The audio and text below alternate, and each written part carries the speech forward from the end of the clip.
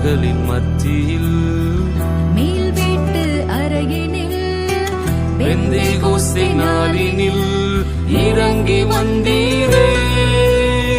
சீடர்களின் மத்தியில் மேல் வீட்டு அறையினில் பெந்தேகோஸ்தே நாளினில் இறங்கி வந்தீரே.